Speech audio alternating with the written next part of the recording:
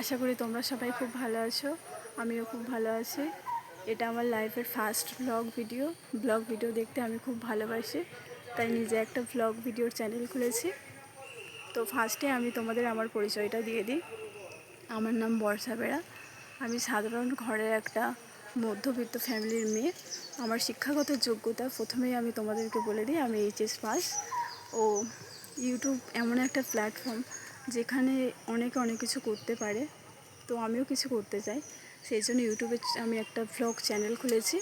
তো blog video আমি post করব এবং শর্ট ভিডিও পোস্ট করব।